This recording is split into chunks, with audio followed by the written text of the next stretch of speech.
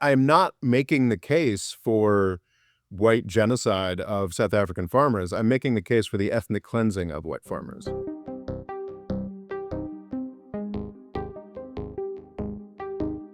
Hello and welcome to the More Freedom Foundation podcast. I'm Rory, in charge of podcasting, and in charge of politics is Rob. How are you this time? Oh, not bad, Rory. Nothing too major to complain about. Yourself? I'm just excited. You said we're going to do something a bit different, and we're going to talk about a cupcake this time. Yes, it's very exciting. Is this the geopolitics of the bakery industry? For sure. Wheat prices and all that? No, actually, it has been highlighted elsewhere. The president of South Africa is apparently nicknamed Cupcake, which is kind of an interesting dynamic. And on May 21st, 2025, Cupcake, also known as South African President Cyril Ramaphosa, went and visited Donald Trump in the Oval Office. And what ensued was, honestly, I would say one of the more contemptible displays I've ever seen. Perhaps that's, I'm getting to be an older fella, Rory, and I'm definitely rooted in older ideas of political correctness, older ideas of not being flagrantly racist or what have you.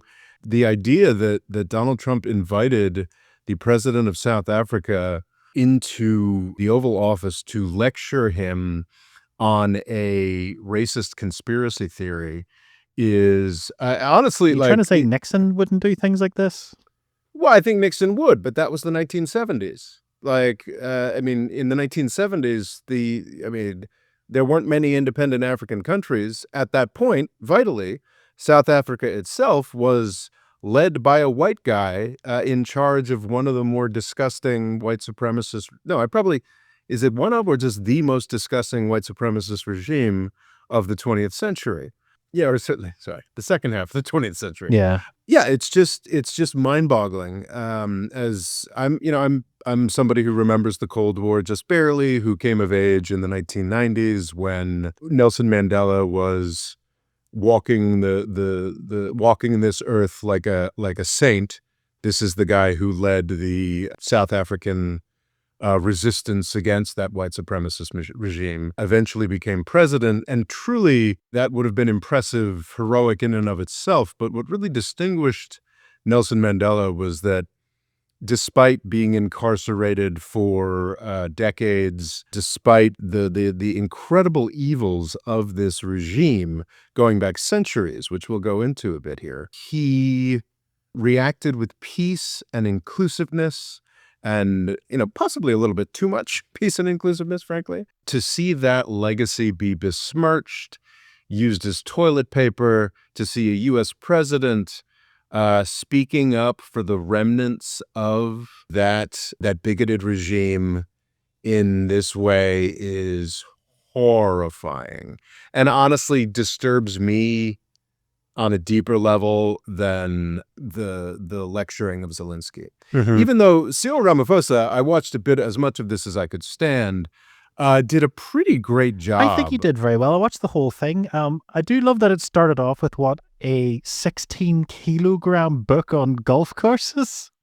That's is that how that worked? Yeah. I've never heard a book described in its weight before. Oh, okay, all right. This is Trump was offering that to... No, Ramaphosa gave him this as a gift because the golf course is all South Africa. And I brought you a really fantastic golf book. It weighs 14 kilograms. Oh, that sounds good. And it showcases the golf courses in our country.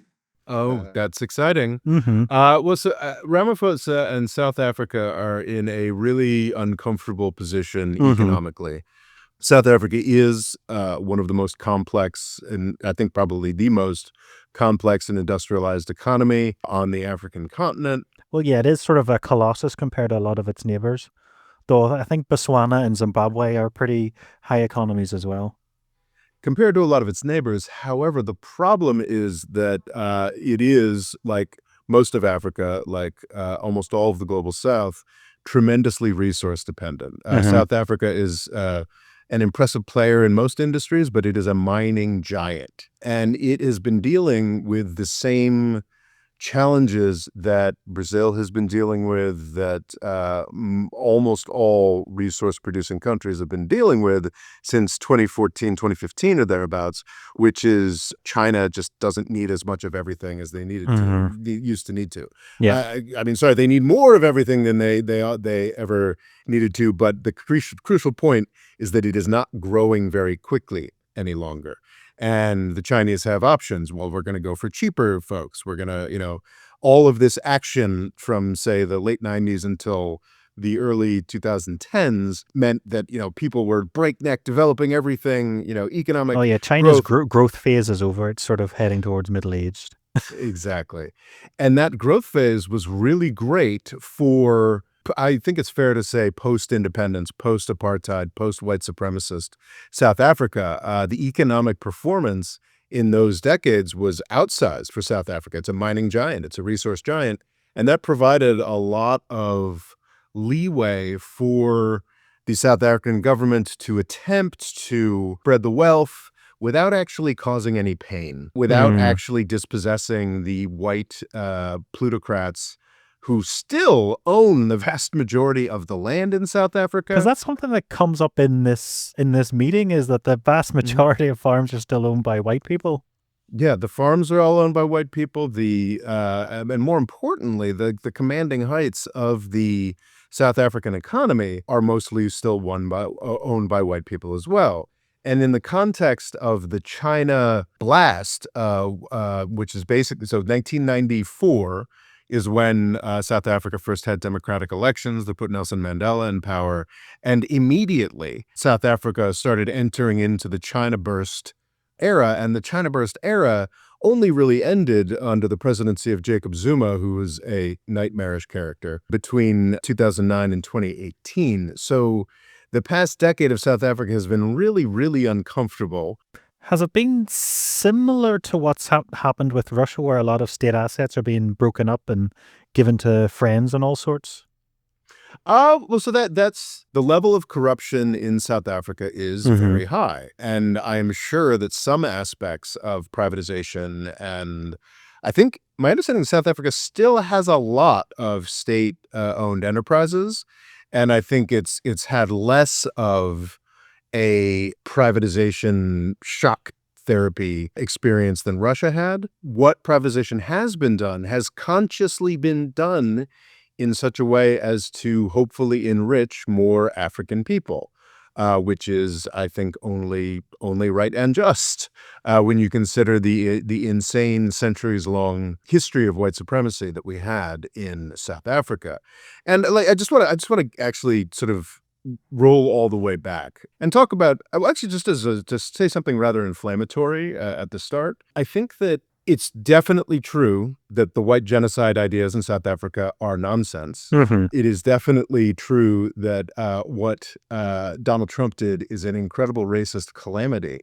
But what I do think is will become very clear over the course of this episode. This does not come from a space of sympathy for the white people of South Africa, but I don't think it is completely inaccurate, and I don't think it is like 100% a laughable fraud that a subset of white people in South Africa might be having a difficult time. Oh, yeah. Well, as one, who was the politician who was talking about the murder rate and the rape? It was like, it almost felt like she was on the Trump side. She was just basically saying it's an incredibly violent country and the vast majority of crime is black on black. And a lot of, Donald Trump doesn't seem to care anything about the average or per black person in South Africa. And the problem in South Africa, it is not necessarily about race, but it is about crime. Oh, yeah, no question.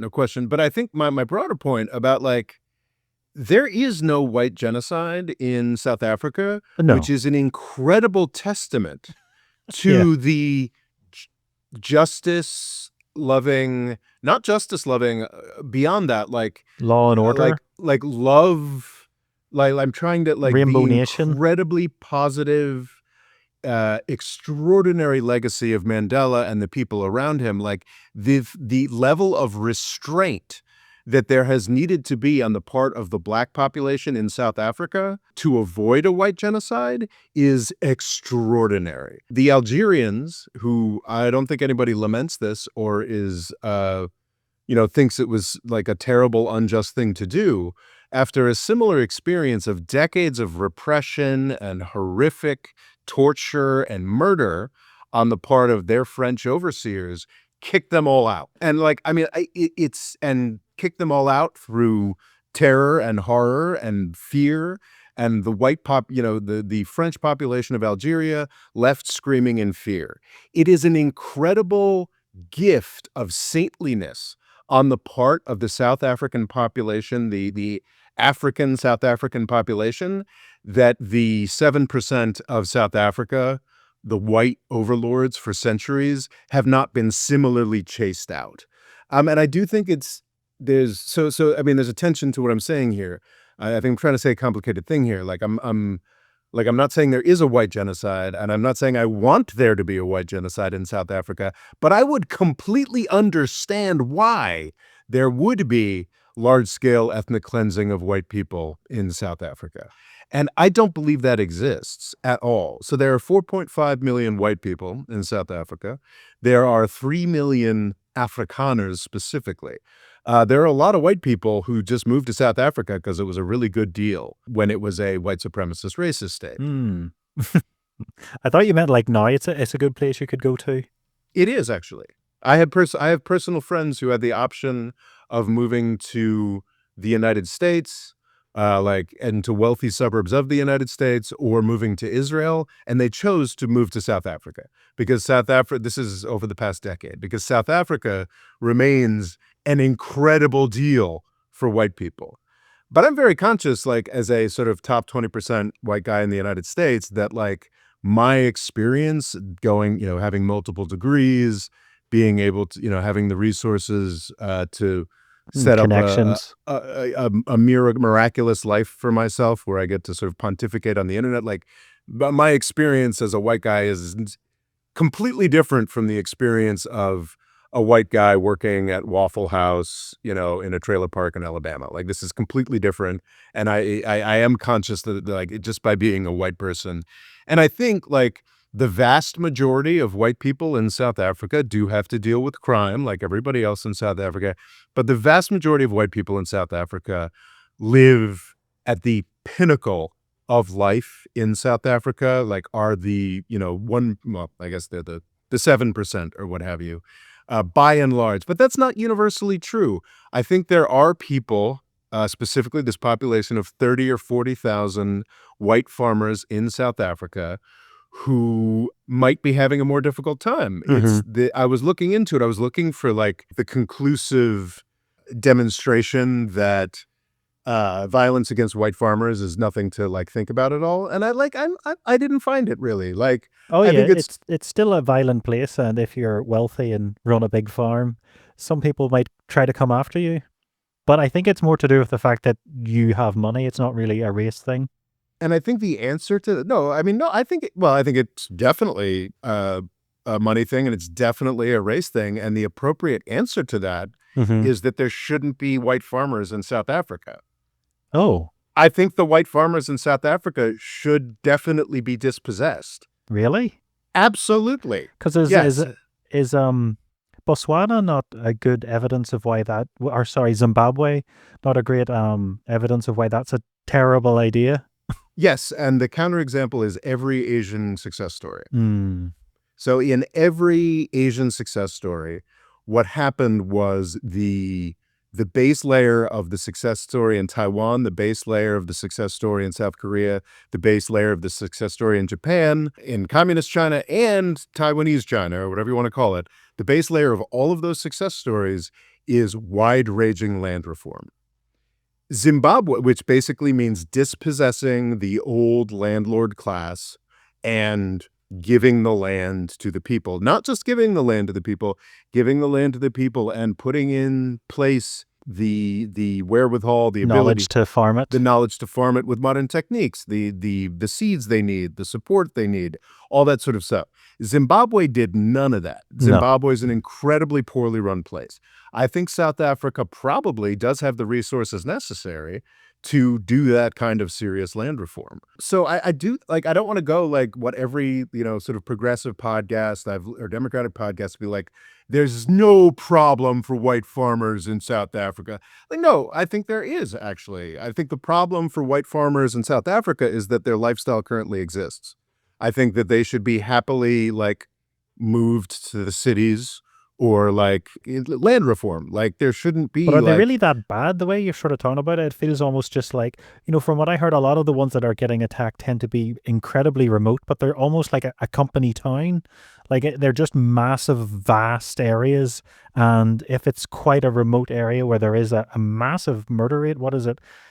42 per 100,000 when America is 5.7. If you just have a lot of money about, the chances are lawless people might try to come after you. I don't necessarily think it's because they're white. Well, I mean, I think it should be because they're white. Mm. But yeah, I'm not making the case for white genocide of South African farmers. I'm making the case for the ethnic cleansing of white farmers. Wow. Okay. I think that is something that should happen, frankly. It is an outrage. And let's go into the history of how these white farmers got there. Let's talk about the history of the Afrikaner. The Afrikaner has this very strange dynamic in that they managed to both, and this is a very much earlier era, but I think they got credit for this and they got support for this from the British and the Americans for much longer than they should have.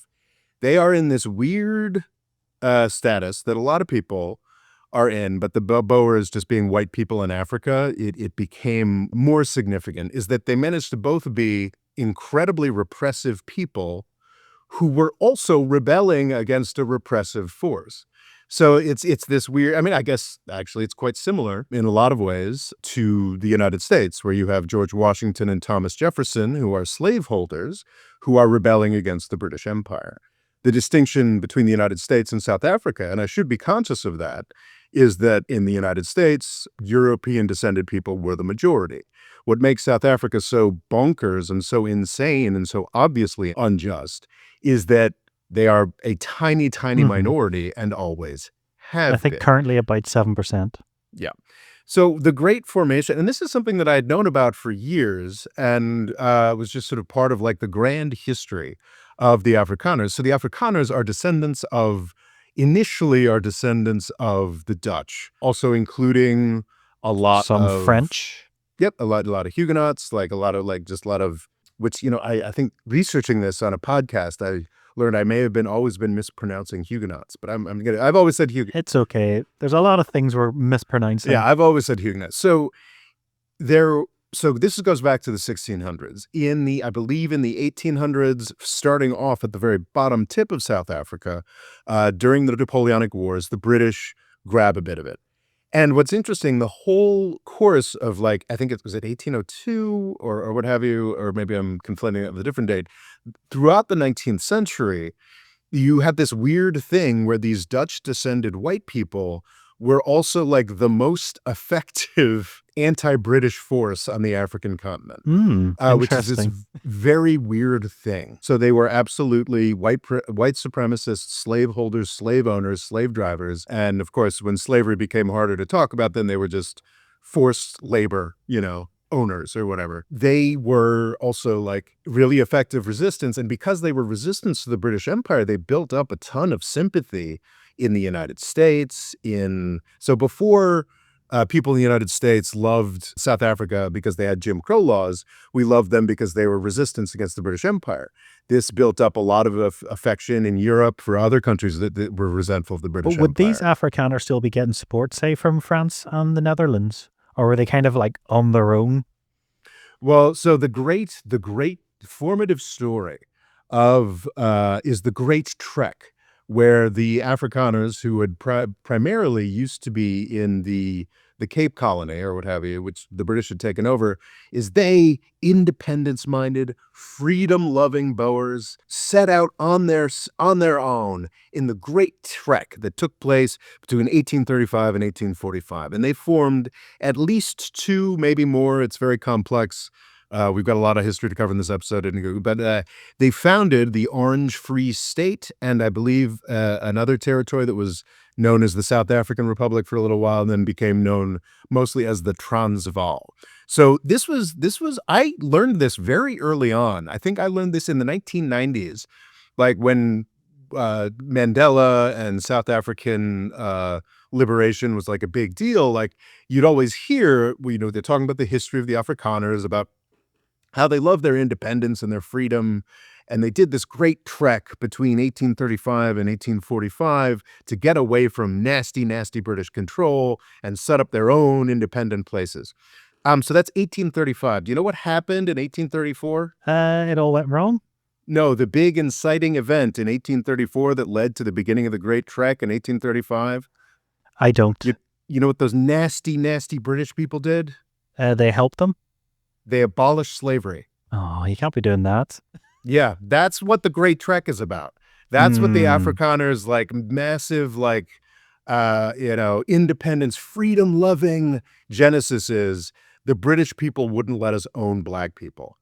That's where that got started. The Boers, and this is legitimately impressive, like the Boers were the first victims of concentration camps. That's where, supposedly, I think who invented concentration camps is sort of... The concept's probably been around a long time, but our modern concept of it would emanate from here. Yeah, because like if you look, there are plenty of examples from the 19th century of people putting people they don't like in camps, either to control them or they die. But I think the actual terminology in English of concentration camp dates from the Boer Wars. The Second Boer War, I think ending in 1902, was a huge, huge commitment of British resources. They put 500,000 British troops into South Africa to crush the Boer Rebellion. And that's the thing. It's like legitimately impressive, what the Boers did. So the Boer Afrikaners, I'm sure there's some nuance of why you can't use the Boer and Afrikaner interchangeably, but that's what I'm doing for this podcast, and I apologize for if that's inappropriate. So legitimately incredibly impressive. But the settlement of the Boer War was essentially the British were like, okay, like you can't have slaves anymore.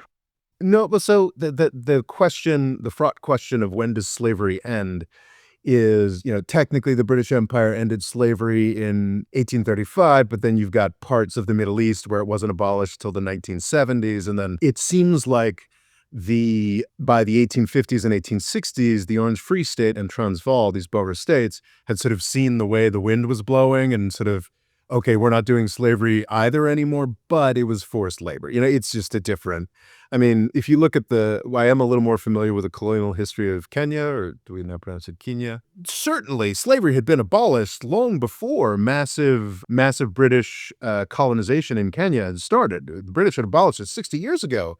But black people were forced to work and weren't paid.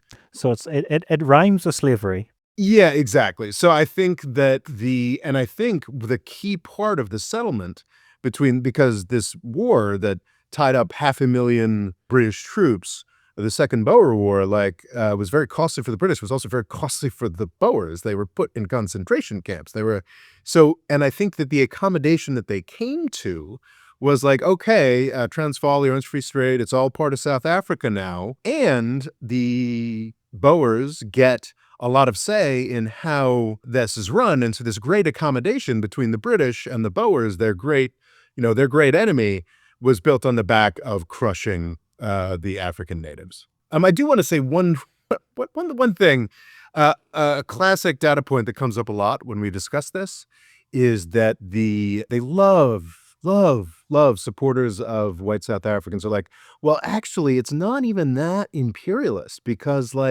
there weren't even any people living down there when the Afrikaners got there.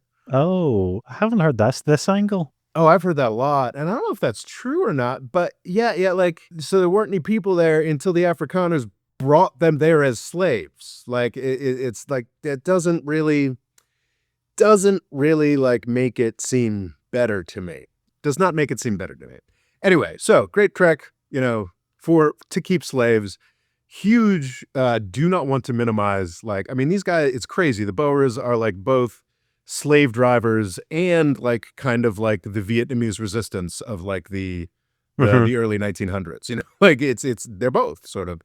They make this great accommodation. The South Africans get to be independent from the British Empire much sooner than anybody else, because they're white folks. Actually, no, that's true. I think perhaps the Indians managed to do it first because the British simply couldn't afford India anymore. They set up one of the most egregious forms of government that the second half of the 20th century had to offer, which was apartheid South Africa, which is where 7% of the population rules the country for its benefit. The 93% of the population of Africans and mixed-race people live under a system of racial subjugation that controls they can own, what they can do. Very common population shifts, all the like forced population moves, forced concentrations of population, really just like nasty, nasty stuff. Would you consider it then worse than Australia at the time? Because they've, basically annihilated their black population. It's, I mean,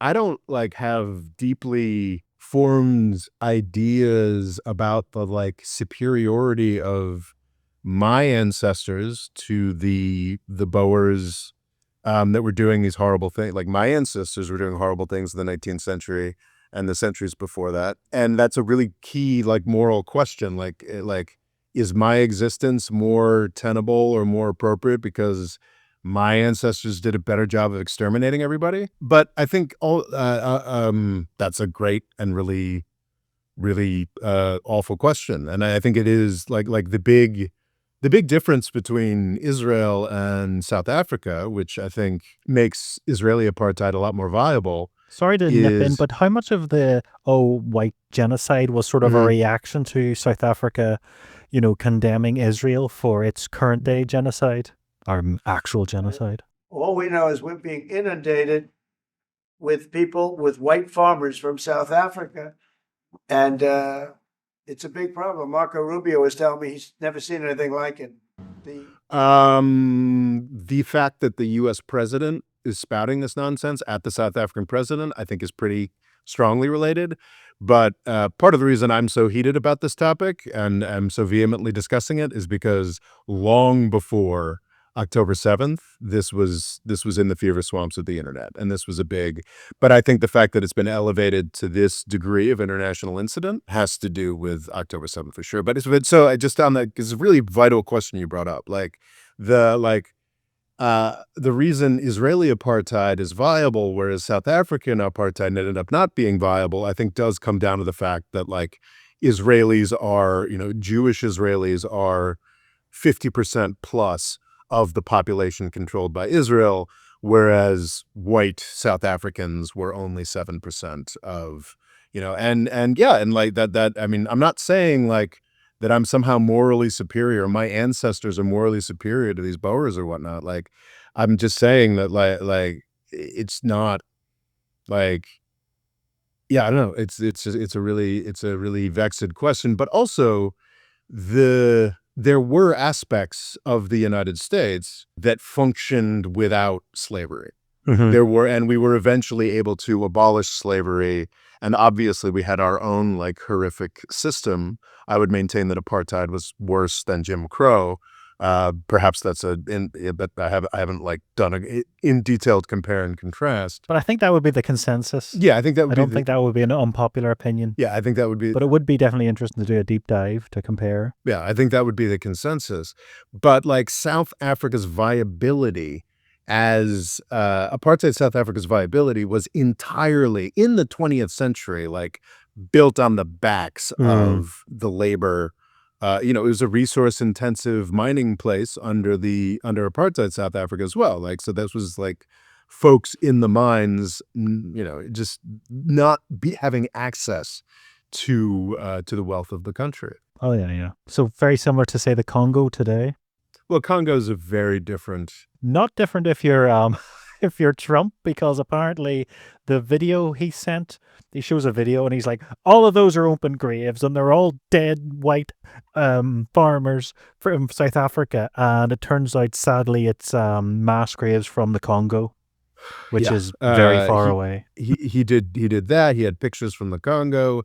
He had a video of all these crosses and stuff, Mhm. and it was a protest.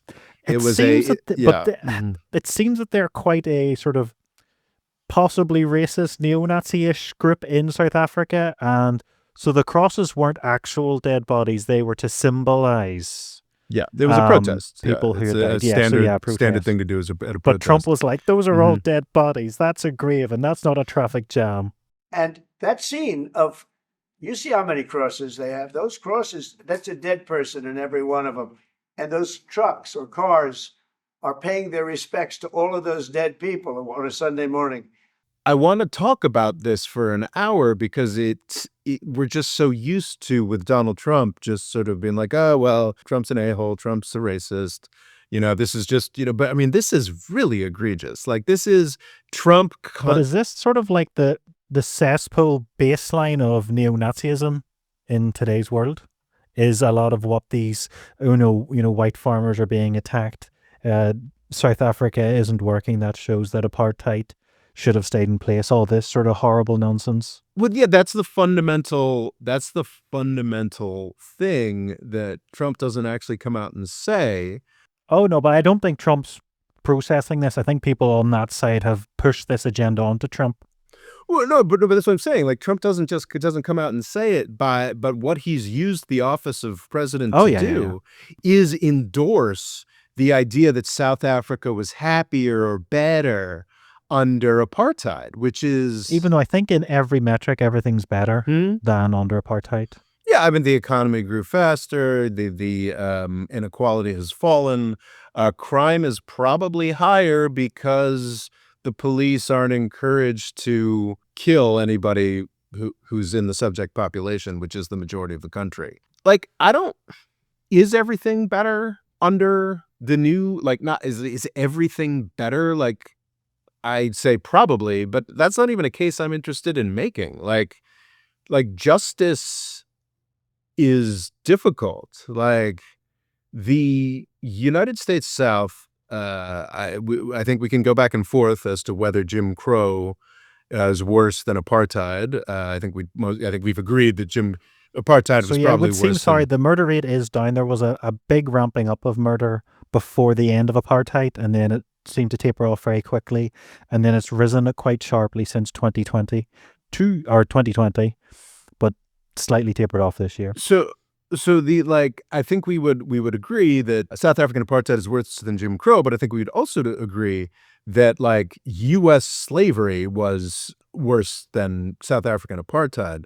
Oh yeah, But, like, you can make solid arguments that, like, Southern United States is only emerging from its deep economic stagnation, deep political stagnation, racial stagnation, like, only emerging from, like, the post-Civil War period, like, in our lifetimes. Wow. Like, it takes a country, it takes a region, a polity, a people, like, decades or centuries to recover from the level of repression that you see in, like, the slave society that was the antebellum South, the slave society that South Africa absolutely was, debatably, until the early 1900s, but probably until the 1990s.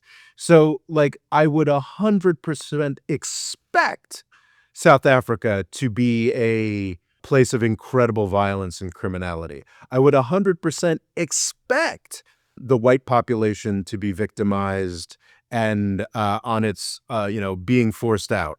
Neither of those things are happening, which is an incredible testament to the virtue.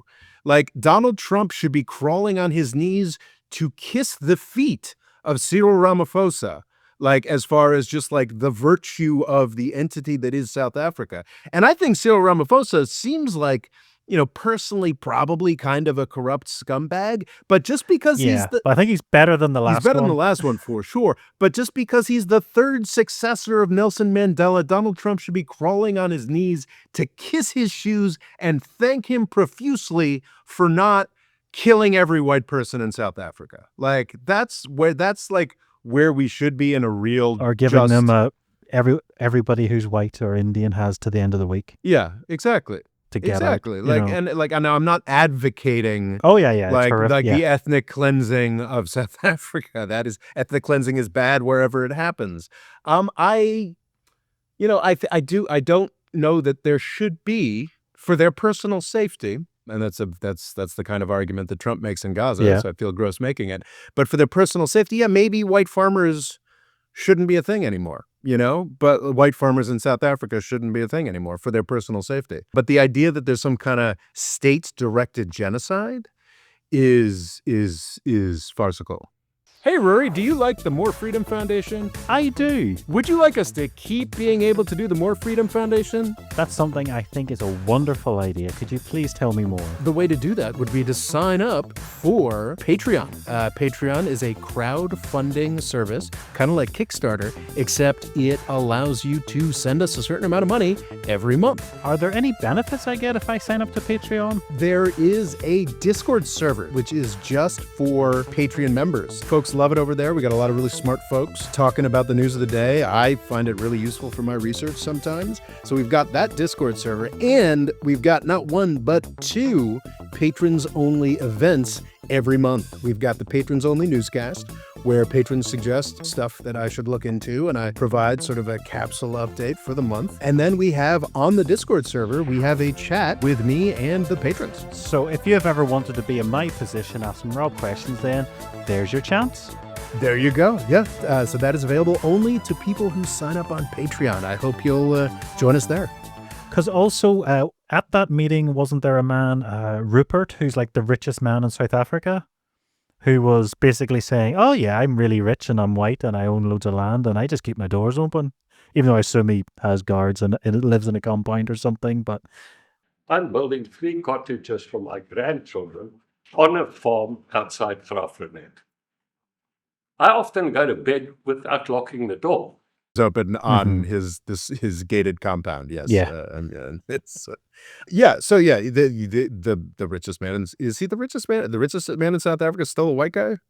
yeah, Ugh, Jesus. I think that says it all. So yeah, and I think that's so. Like Nelson Mandela is extraordinary. Like, and maybe it's just coming of age in the 1990s. When Israel seemed like it might have been committed to peace, and apartheid was falling apart in South Africa, and Eastern Europe was being liberated, and the United States finally stopped all its wars in Central America and stopped support. The 1990s, when the United States finally stopped supporting the Khmer Rouge in Cambodia, this miracle time. Maybe it's just that I have really silly ideas about justice and peace and whatnot that I'm being disillusioned by. But man, this is incredibly disillusioning. This Donald Trump Cyril Ramaphosa meeting. Was the whole thing just egregious to you? Because he seemed to be able to roll with it pretty well. Was it Ramamosi? I think it's Ramaphosa, but I'm sure I'm mispronouncing it. Ramaphosa. He seemed to roll with it pretty well, and he seemed quite relaxed throughout, considering there was the really amateurish TV to the side everyone look at. It took a minute for the camera to oh, where am I going? So I tried to watch the clip, and there was 5 excruciating minutes.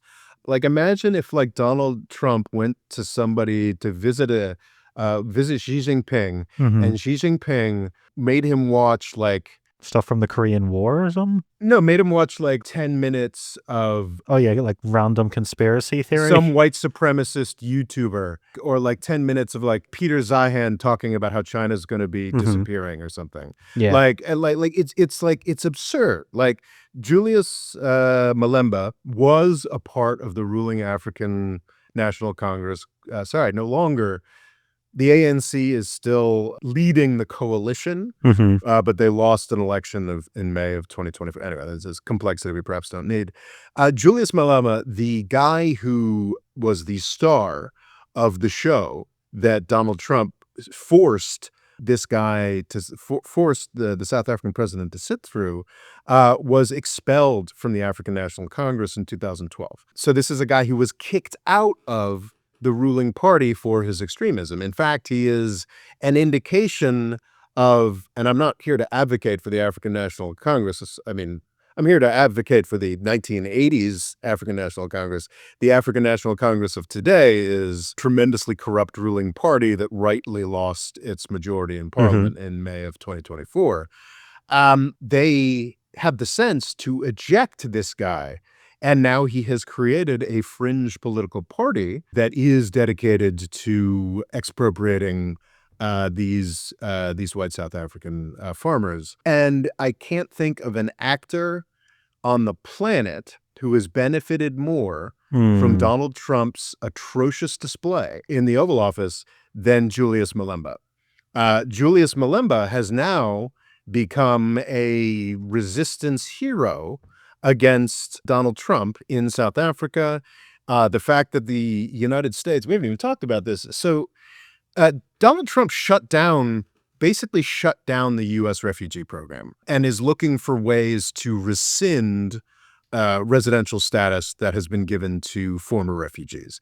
This means that there are Afghans who directly helped our occupation of Afghanistan, who are sitting in refugee camps, who spent 3 years putting their paperwork together, and now they just get to sit in limbo until there's a Democratic president. There are horrific things happening all over the planet. There are actual genocides going on in Gaza, certainly, but there are also like large-scale crimes against humanity that are happening.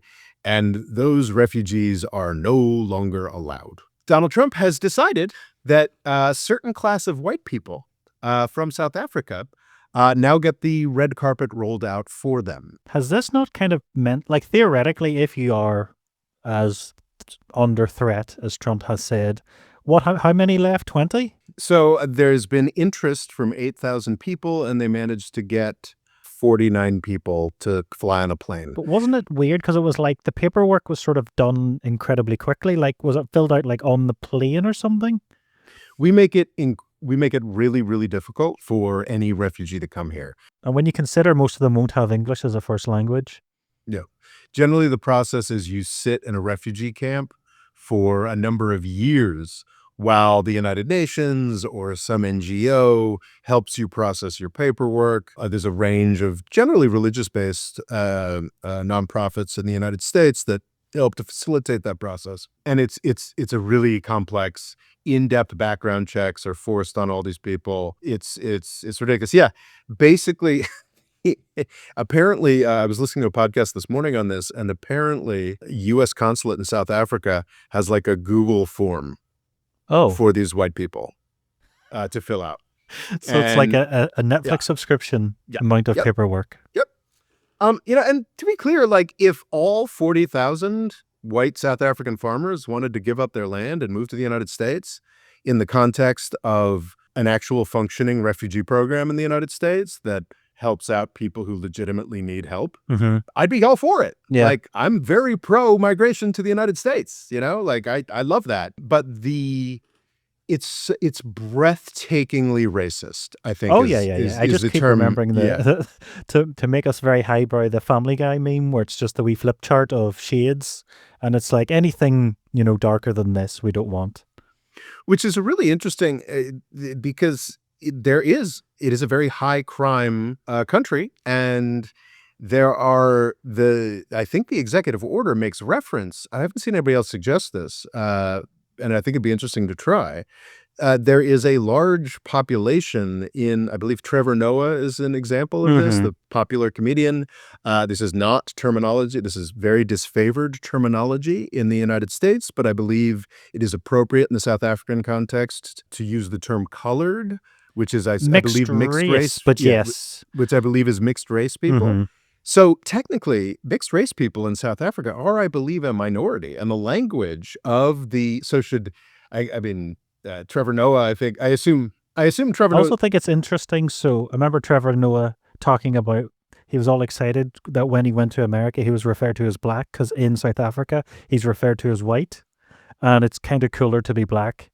So he's all happy, but it's an interesting concept of race. No, so, so the key question is like, so Mhm. mixed race people are a minority in South Africa in the Yep. way About because 8.2%. the executive order doesn't want to come straight out and Oh say yeah, and white say white people. So they say Afrikaners or other ethnic minorities in South Africa. So can the entire So Indians and Asians as well. yeah, so can Indians and Asians and mixed race folks from South Africa, have they got a in to the United States under this program? I'd be very interested to see. I'd be very. I mean, God, we need. What was the criteria? Why did only those ones if you said so many thousand applied? Or did they just want a quick headline? Well, I just think that's the amount of people that applied. Yeah, I think that most white people in South Africa are very happy to be there.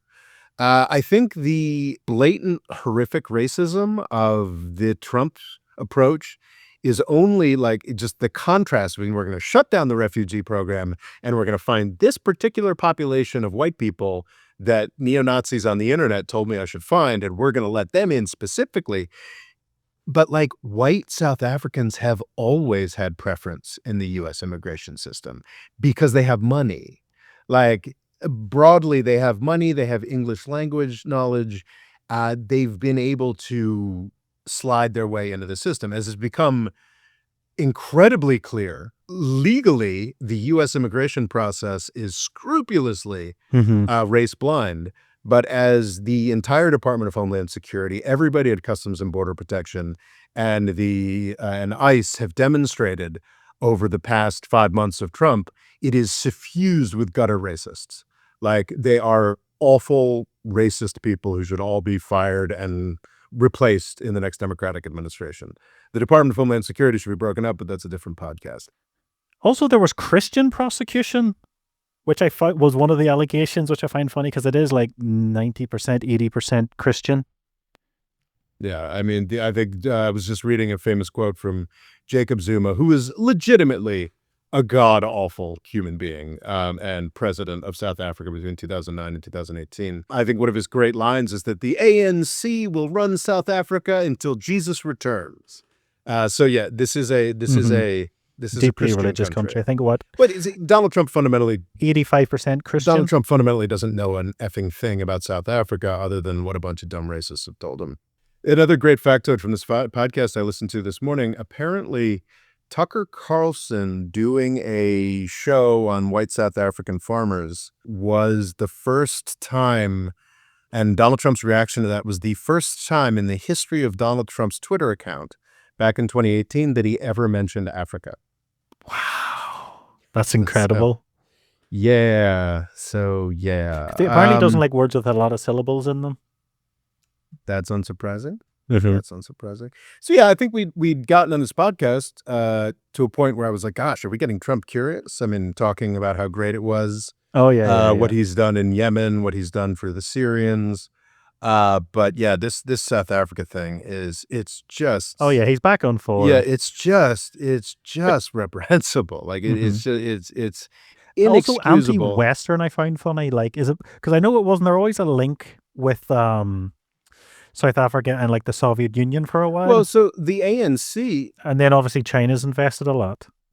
The ANC is, and this was always a really huge tension in the embrace of Nelson Mandela, because Nelson Mandela was always very free Palestine oriented.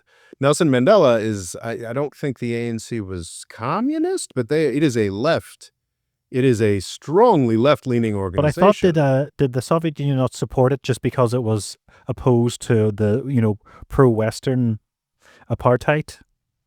Well, certainly. So I'm reading a lot about the Cold War now, Rory, and it's shocking to me. Perhaps it shouldn't be, but I kind of think the Cold War ended in the 1950s, and the only reason it kept going was because the United States kept picking the absolute worst side in every independent struggle. Like we chose the side of empire over and over and over again. We chose South Africa. Reagan famously. And Chile? Neocons? he got that started. Well, yeah, of course, Chile. I mean, the Chilean coup is an awful, awful example. But yeah, like we just always picked the worst. Vietnam would be the classic But example. was that kind of the idea, just to have someone that would cause mayhem? You don't want, realistically, you didn't want the country to do well. You just wanted it to sit there and not be communist. Our priority was not be communist, Mhm. for sure. But it's interesting to me that we really won the Cold War when Dwight D. Eisenhower illustrated that we were less pro-empire than the Soviet Union was. And I'm talking specifically about the contrast between the Suez Crisis, when we shut down a French and British imperial and Israeli project on Egypt in 1956, as the Soviet Union set the trucks roaring into Hungary. So yes, absolutely. The logic was, well, better that they eat dirt than that they be communist. Really, I think we were fooling ourselves. And I think crucially, personally, I think Harry Truman kind of got snowed by Anthony Eden, a British foreign minister, and a succession of pretty stupid U.S. presidents thereafter got snowed by British and French imperialists, and convinced that somehow the British and French empires that were collapsing were really fighting communism and not just fighting to keep their dumb white Yeah. supremacist horse going. And I think the U.S. got conned, frankly. And also there are tons of gutter racists running the U.S. government. So it's as all well. France's fault. It's all France's fault. but yeah, like the Cold War, like it's not like the reason that South Africa, this horrifically disgusting system, was able to persist in South Africa between the 1940s and the 1980s was U.S. support. Finally, in I think 1984, there was enough decency in the United States to put some sanctions on South Africa. And, in half a decade, that was it. Apartheid South Africa was gone. It was a monstrous system, and it was the United States that kept it going. And then when the United States stopped supporting it, it very quickly collapsed.